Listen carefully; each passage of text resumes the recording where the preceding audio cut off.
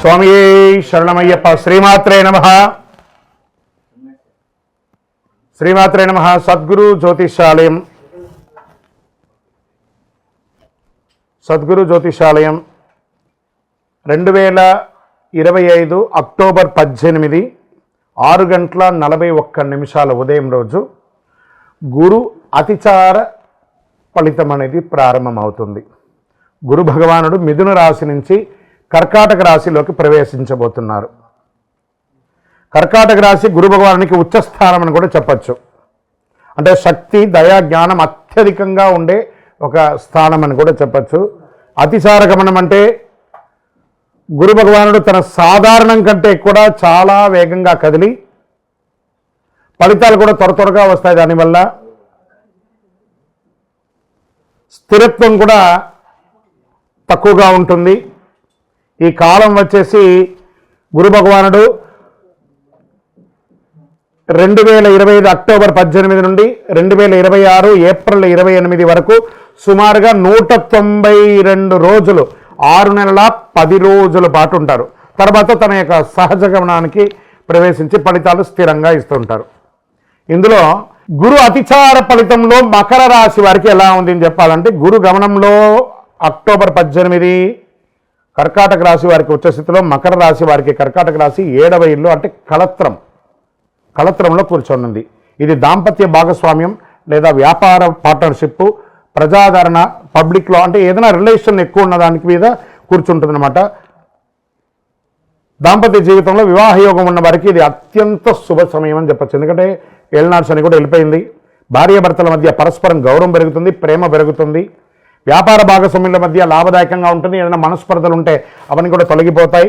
వివాహేతులకి వివాహమయ్యే అవకాశాలు ఎక్కువ కనబడుతున్నాయి. 11వ ఇల్లు మీదుగా గురు దృష్టి వల్ల లాభాలు గణనీయంగా పెరిగే అవకాశాలు ఉన్నాయి. శని భగవానుడు బాగున్నాడు, గురు భగవానుడు బాగున్నాడు.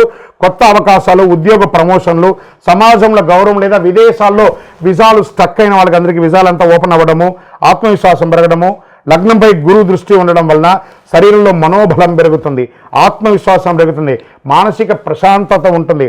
పాత అనారోగ్య సమస్యలన్నీ తొలగిపోతాయి. మకర రాశి మిత్రులారా, ఇది మీకు మంచి సమయం అని కూడా చెప్పచ్చు. మీరు ఇతరులతో సత్సంబంధాలు పెంచుకుంటారు. కమ్యూనికేషన్స్, మీడియా, మార్కెటింగ్ రంగాల వారికి శుభం. అన్ని రకాల, ఇది ప్రింటింగ్ మీడియా, ఎలక్ట్రానిక్ మీడియా అన్ని రకాలు ఉన్న వారికి ఇది యోగం అని చెప్పచ్చు. కొత్త ఆలోచనల్ని అమలు పరుస్తారు. మీరు చక్కగా భాగస్వామిలో ఉన్న చిన్న చిన్న మార్పులు, భేదాలు అవన్నీ ఉన్నాయి చూసారా, అవన్నీ కూడా తొలగిపోతాయి. మీరు కన్స్ట్రక్షన్స్కో, వ్యాపారానికో, పర్మిషన్స్కో ఇవన్నీ కూడా ప్రభుత్వం దగ్గర పెట్టినటువంటి అర్జీలన్నీ కూడా మీకు ఆమోదించబడి చక్కగా మీకు గుర్తింపు వస్తుంది. మాటల్లో ఆత్మవిశ్వాసం పెరుగుతుంది. కాస్త స్థిరత్వం అప్పుడప్పుడు కోల్పోతూ ఉంటారు. మే తర్వాత స్థిరమైనటువంటి గురువు ఉండగానే అన్నీ పెరుగుతుంది. ప్రభుత్వ ఉద్యోగులకి, వ్యాపారులకి మంచి అవార్డ్స్ కూడా వచ్చే అవకాశాలు ఉన్నాయి. ఇప్పుడు ఇలా ఉండగా కూడా ఒక పరిహారం ఏం చేసుకోవాలంటే, బృహస్పతయే నమః అని 108 సార్లు చెప్పుకుంటూ పసుపు ఒత్తులతో నూనె వెలిగించండి. పసుపు పుష్పంతో అర్చన చేయండి. ఈ పులిహోర లాంటిది లేదా చిత్రాన్నం లాంటిది చేసి పేదవాళ్ళకి దానం చేయండి. అన్ని రకాలైనటువంటి మేలు ఉంటుంది. పుస్తకం, పెన్సిల్ లాంటిది పేద పిల్లలకి దానంగా ఇవ్వండి. శ్రీమాత్రే నమః. అందరికీ దీపావళి శుభాకాంక్షలు. ఫస్ట్ సద్గురు జ్యోతిషాలయం నుండి దీపావళి శుభాకాంక్షలు. మా టీవీ ఛానల్ ద్వారా చూస్తున్నటువంటి ప్రతి ప్రేక్షక మిత్రులకి, భగవద్బంధువులందరికీ కూడా దీపావళి శుభాకాంక్షలు. అందరికీ ఉన్నటువంటి ఒక చిరు రెగ్యులర్గా అన్ని టీవీల్లో అన్ని ప్రవచనకర్తలు, అందరు గురువులు చెప్తున్నదే, కొంచెం మనం కూడా మన ఛానల్ ద్వారా కూడా కొంచెం తెలుసుకునేటట్టుగా బాగుంటుంది అనే ఒక చిరు ప్రయత్నంలో దీపావళి అంటే ఏంటి, దీపావళి రోజు ఏం చేయాలి, దీపావళి రోజు ఏ పూజ చేయాలి, ఈ దీపావళి ఎప్పుడు వచ్చింది, పటాకులు కాల్చొచ్చా కాల్చకూడదా, ఏ పూజ చేయాలి, ఇవన్నీ కూడా ఆలోచన ఉంటుంది. దీపావళి అంటే దీపపు ఒక వరసను దీపావళి అంటారు. నరకాసురుని యొక్క వధం అయిన తర్వాత, ఆ నరక చతుర్దశి అయిన తర్వాత వచ్చే రోజుని దీపావళి. ఆ నరకాసురుని సంహరించిన తర్వాత అమ్మవారు ఈ ప్రపంచం అంతా కూడా ఆనందపడింది. దాంతో దీపాలు వెలిగించి అందరూ కూడాను ఆనందాన్ని పొందినటువంటి దాన్ని దీపావళి అంటారు. ఆ రోజు నుంచి మొదలు పెడితే కార్తీక మాసం మొదలయ్యి చక్కగా కార్తీక మాసం, ధనుర్మాసం అంతా కూడాను ప్రతి ఇంటిలోనూ గడప దగ్గర, తులసి కోట దగ్గర, అన్ని చోట ఉసిరి చెట్టు దగ్గర, రాగి చెట్టు దగ్గర అందరూ కూడా దీపాలు పెడుతూ ఉంటారు కదా. ఈ దీపాలు వరుసగా పెట్టేదాన్ని దీపావళి, దీప వరుసను దీపావళి అంటారు. ధన్తెరస్ అమ్మవారు లక్ష్మీవారు కొంతమంది ఈ దీపావళి రోజు చక్కగా లక్ష్మీ పూజలు చేస్తూ ఉంటారు, కొత్త వ్యాపారాలు ప్రారంభిస్తూ ఉంటారు. మరి దీపావళి రోజు ఏం చేయాలి గురుగారు అంటే తైల అభ్యంగన స్నానం చేయాలి అంటారు. పెద్దవాళ్ళు ఉంటారు కదా, ఇంట్లో పెద్దవాళ్ళు ఒక చోట కూర్చొని ఉంటారు, పిల్లలందరినీ కూడా అక్కడ కూర్చోబెట్టి వాళ్ళకి నువ్వుల నూనె రంగరించి పటాకులు ఇచ్చి కాల్చమని చెప్పి తర్వాత స్నానం చేసి వచ్చి కొత్త బట్టలు వేసుకొని ఇంట్లో పూజ లక్ష్మీ పూజ చేయడం, దేవాలయాలకు వెళ్ళడం, పెద్దవాళ్ళందరూ కూడా చిన్నపిల్లలకి ఆశీస్సులు ఇస్తూ వాళ్ళకి గిఫ్ట్స్ అంతా కూడా ఇవ్వడము, ఇవన్నీ చేయడం. ఒకటి సాయంత్రం అవ్వగానే చక్కగా వారి పాఠ్య పుస్తకాలను ఒక 2 నిమిషాలు 5 నిమిషాలు చదవడం. ఎందుకంటే లక్ష్మీప్రదం అంటారు. ఆ రోజు పుస్తకం చదవడం లేదా ఒక శ్లోకం నేర్చుకోవడం, ఒక పూజ చేయడం అనేది లక్ష్మీప్రదం అంటారు. అంత అద్భుతమైనటువంటి రోజు. మరి ఆ రోజు ఇంట్లో ఏమేమి చేయాలంటే తెల్లవారు మాకు స్నానం చేసి ఇల్లంతా కూడా ఆడవాళ్ళంతా కూడా చక్కగా కడిగేసి దుడి చేసుకొని చక్కగా గడపకంతా కూడా పసుపు రాకి మగవాళ్ళందరూ ఆకులు మామిడాకులు అన్నిటి కూడా కట్టి తోరణాలన్నీ కూడా కట్టేసి చక్కగా పైన మన ఇంటి పైన ఓంకార ధ్వజారోహణం చేసి అద్భుతమైనటువంటి ఒక హైందవ సంప్రదాయాన్ని విట్టగా ప్రతి ఒక్కరికి శుభాకాంక్షలు తెలియడం. ఎందుకు ఈ శుభాకాంక్షలు చెప్తున్నారంటే మనం కొన్ని రోజులుగా కొంతమందికి మాట్లాడకుండా ఉంటాం చూసారా, ఒక్కసారి మీరు ఎప్పుడో ఫోన్ చేస్తారా అని ఎదురు చూస్తుంటారు. వాళ్ళతో ఒక్కసారి మాట్లాడండి, శుభాకాంక్ష తెలవగానే మళ్ళీ ఆ దీపకాంతి పెరిగినట్టు వాళ్ళ జీవితంలో మీ జీవితంలో ఒక ఆనందాన్ని తెచ్చే ఒక అద్భుతమైనటువంటి రోజే మీకు దీపావళి రోజు. ఈ దీపావళి రోజు చాలామందికి ఒకటి ఉంది, గురుగారు పటాకులు కాల్చకూడదు, పొల్యూషన్ అంట కదండి, కాలుష్యం కదనండి. ఏమండి పటాకులు కాలుస్తే కాలుష్యం ఏంటండి? మోటార్లు, ఇండస్ట్రీలు, ఫ్యాక్టరీలు, కార్లు, స్కూటర్లు, ఇన్ని పొల్యూషన్తో మనం పడుతున్నాం.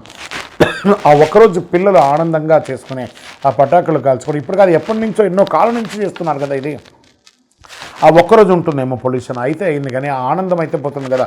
దీపావళి చేసుకునేవారు అనడం కంటే కూడా దీపావళి మేము చేసుకున్నామని చెప్పడం ఎంత గొప్పగా ఉంటుంది.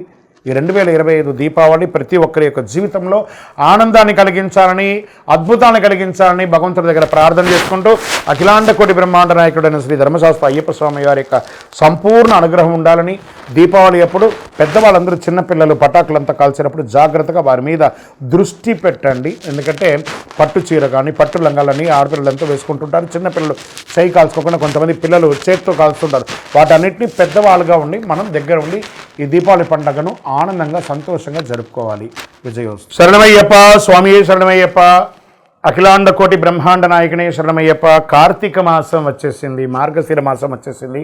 అయ్యప్ప స్వామి ఉభయ తెలుగు రాష్ట్రాలే కాకుండా దేశ విదేశాల్లో ఎక్కడ చూసినా అయ్యప్ప స్వామి వారి యొక్క పూజలు, దీక్షలు, శబరి యాత్రలు అన్ని రకాలైనటువంటి మొదలైంది. మన యొక్క ఛానల్ ద్వారా ఇంక కొంచెం రీచ్ అవ్వాలని చాలామంది మాల వేసుకున్న వాళ్ళకి ఎన్నో ధర్మ సందేహాలు ఉన్నాయి.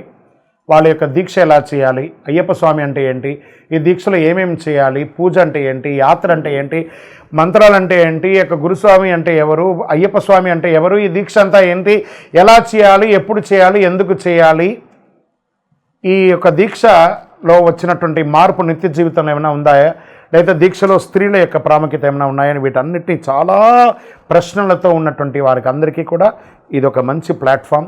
ప్రతి ఒక్కళ్ళు దీన్ని చూడండి. చూసిన వాళ్ళు మీకు నచ్చిందంటే మీ మిత్రులకి, మీ స్నేహితులకి షేర్ చేయండి. ఇది ఆధ్యాత్మికమైనటువంటిది కదా. మన ఛానల్ పక్కనే గంట గుర్తుంది కదా, దానిలో ఒక గంట కొట్టేసాను గట్టిగా, అన్నీ కూడా మీకు వచ్చేస్తుంది. మన ఛానల్ని సబ్స్క్రైబ్ చేసుకోండి. శరణమయ్యప్ప. అయ్యప్ప దీక్షలో ఉన్న వాళ్ళు రోజుకి ఎన్నిసారి భోజనం చేయాలి? ఏకభుక్తం, ఒకటేసారి భోజనం చేయాలని చెప్పారు. దొరికింది కదా అని చెప్పి ప్లాట్ఫామ్ వెంబడి రోడ్ల మీద నిలబడుకొని తినడాలు, ఎక్కడ పడితే అక్కడ తినడాలు, ఉదయం ఒక టిఫను, మధ్యాహ్నం భోజనం, రాత్రి భోజనము, మళ్ళీ దీక్షలో ఆయిల్ ఫుడ్స్ అన్నీ తిని ఉపయోగం లేదు. మరి దీక్ష తీసుకుని లాభమైంది. ఏకభుక్తం చేయాలి, అది కూడాను స్పైసీ లేకుండా, గార్లిక్ ఆనియన్ లేకుండా, ఏ విధమైనటువంటి రజోగుణ పూరితమైనటువంటి లేకుండా మంచి సాత్వికమైనటువంటి ఆహారాలు తినాలి. వీలుంటే సాయంత్రం పూట పండ్లు, పలహారాలు మాత్రమే తీసుకోవాలి. విజయోస్తు. అయ్యప్ప స్వామి వారి చిన్ముద్రాం, మన మాలలోనే ఏం చెప్తున్నాం? జ్ఞానముద్రాం, శాస్త్రముద్రాం, గురుముద్రాం నమామ్యహం, వనముద్రాం, శుద్ధముద్రాం, చిన్ముద్రాం నమామ్యహం. చిన్ముద్ర అంటే ఇది బొటన వేలుని, ఈ వేలుని తీసుకొని ఇలా పెట్టడం వల్ల ఏమవుతుందంటే ఆరోగ్యపరమైనటువంటి ఫలితాలన్నీ కూడా ఇందులో ఉంటాయి. మనం కూడా నిత్య జీవితంలో రోజు ఒక్క ఇలా పెట్టి చూడండి, నఖశిఖ పర్యంతం మనకి నరాలన్నీ కదులుతున్నటువంటి ఒక ఫీలింగ్ ఉంటుంది. స్వామివారి దాంట్లో చిన్ముద్ర అంటే ఇదే అనమాట. దీన్నే చిన్ముద్ర అంటారు. ఈ చిన్ముద్ర అందమైనటువంటి ముద్ర, చిన్న అంటే చిన్నది, అందమైనటువంటి ముద్ర, ఆరోగ్యాన్ని ఇచ్చే ముద్ర కాబట్టి ఇది స్వామివారు ఎంచుకున్నారు ఆ చిన్ముద్రను. శరణమయ్యప్ప. ఇది మీకు విదేశాల్లో ఆలయాలు ఉండదని చెప్పడం తప్పండి. వర్జీనియా, లేకపోతే వాషింగ్టన్ డీసీ, లేకపోతే న్యూ జెర్సీ, న్యూయార్క్, మన దీంట్లో అమెరికాలోనూ మంచి అతి విపరీతమైనటువంటి చలి ఉన్నటువంటి స్విట్జర్లాండ్లోనూ, ఆస్ట్రేలియాలోనూ, దేశ విదేశాల్లోనూ, కెనడాలోనూ, అన్ని దేశాల్లోనూ అయ్యప్ప స్వామి దేవాలయాలు ఉన్నాయి. ఇంకా 18వ బడితో సహా ఉన్నాయండి. వనయాత్ర చేసే రకంగా కూడా ఒక 5 కిలోమీటర్ల ప్రయాణంతో పాటు ఏర్పాటు చేసినటువంటి దేవాలయాలు కూడా ఉన్నాయి. అక్కడ కూడా చాలా అద్భుతంగా మంచి చలిలో కూడా చన్నీటి స్నానం చేసి దీక్ష తీసుకొని శబరిమలకి వెళ్ళే వాళ్ళు ఉన్నారు. బ్రహ్మాండమైనటువంటి యాత్రలు చేస్తున్నారు. 41 రోజులు 48 రోజులు వ్రతం తప్పకుండా చేసి మరీ భారతదేశానికి వచ్చి ఇరుముడిస్తున్నారు. రానిలేని వాళ్ళు అక్కడే వారి వారి ప్రాంతంలోనే ఇరుముడి కూడా ఇస్తున్నారు. శరణమయ్యప్ప. ఏమండి, అయ్యప్ప మాల వేసుకున్న వాళ్ళు మా ఇంట్లోనే పూజ చేసుకోవాలా లేదా బయట ఎక్కడన్నా పూజ చేసుకోవాలా? ఇది ఒక మిలియన్ ప్రశ్న. మీరు మాల వేసుకునేది ఎవరి కోసం? ఇక్కడ ఒక ప్రశ్న ఉంటుంది. మనం నమ్మిన వాళ్ళు తల్లిదండ్రులు, మనల్ని నమ్మిన వాళ్ళు భార్య పిల్లలు. మనం వీళ్ళ కోసమే మనం దీక్ష తీసుకుంటున్నాం కాబట్టి ఎక్కడో మండపంలో వేసుకుంటాం, మేము సన్నిధానంలో చేసుకుంటే భార్య పిల్లలు ఏం కావాలి? 48 రోజులు మీరు దీక్ష తీసుకొని ఉండగా 150 కోట్ల మందిలో అయ్యప్ప స్వామి మిమ్మల్ని ఎంచుకున్నాడు.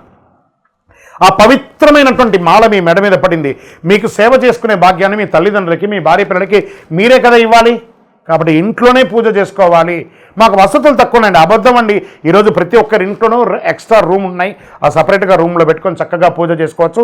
మీరు సాక్షాత్ అయ్యప్ప స్వామిగా ఉంటారు కాబట్టి ఆ ఇంటిల్ని పాలి ఆ ఇల్లు దేవాలయంగా మారిపోతుంది. చక్కగా అందరూ కూడా మీకోసం ఎదురు చూస్తుంటారు మీరు చేసే సేవకు.